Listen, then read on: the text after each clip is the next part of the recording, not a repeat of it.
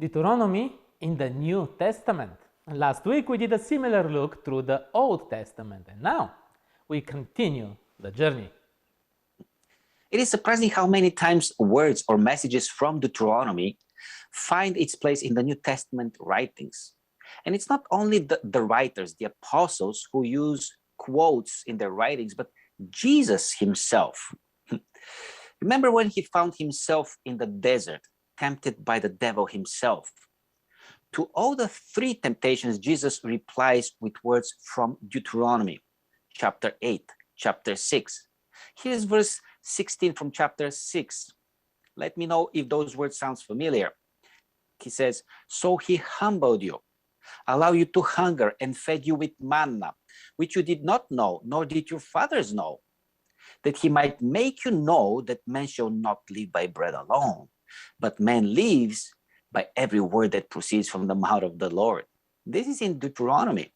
Also, verse 16, verse 3, chapter 8, "You shall not tempt the Lord your God as you tempted him in Massah. You shall fear the Lord your God and serve him, and he'll take orders in his name." Jesus definitely knew the book of Deuteronomy pretty well. Not only that, but he derived from there his spiritual wisdom and strength that help him in moments of temptations. Deuteronomy, it was not a book that was buried in the desert during the Exodus, but it crossed also in Canaan with the Israelites and also carries its life messages with us today. Jesus, tempted by Satan in the desert in such a big moment, citing what was written in Deuteronomy, shows how big and important the message is. Moses brought his best to help the new generation of Israelites entering the promised land to grasp and to remember how crucial the relationship with God is, to keep it alive and how to grow it. Israel experienced this importance so many times. Jesus' experience testify about its importance as well. So how much more this means to us today?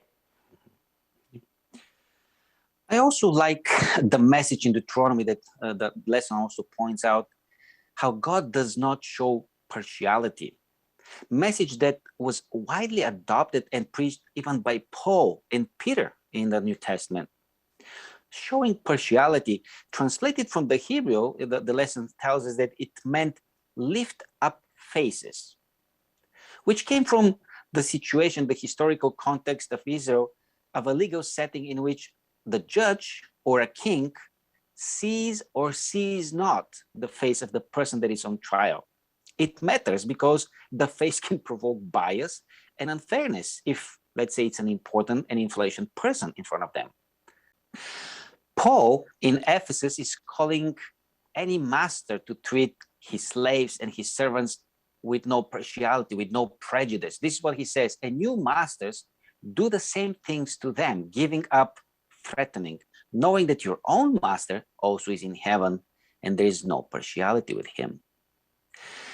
The world nowadays is divided quite a lot, I would say, no question.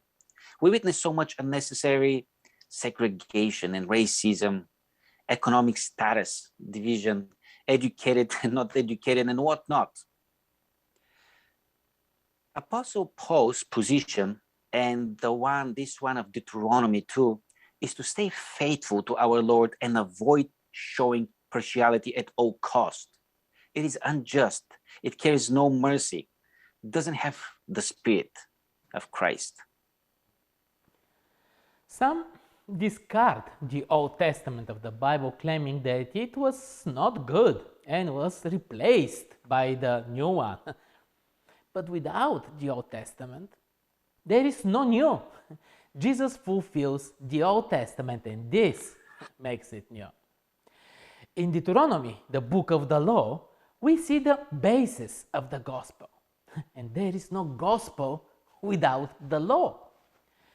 Paul in Galatians, in Hebrews and other places cites and builds on top of Deuteronomy the understanding that we cannot be saved by the works of the law, and that Jesus took this curse on himself for us. He also expanded on that and explaining what obedience is and how important it is as well. Moses also prophesied about a special prophet with a special mission, and Peter and Stephen used this to identify Jesus. It's amazing how strong, how unified, how deep the message from God is. Next week, we will wrap up this quarter study with a lesson, the resurrection of Moses.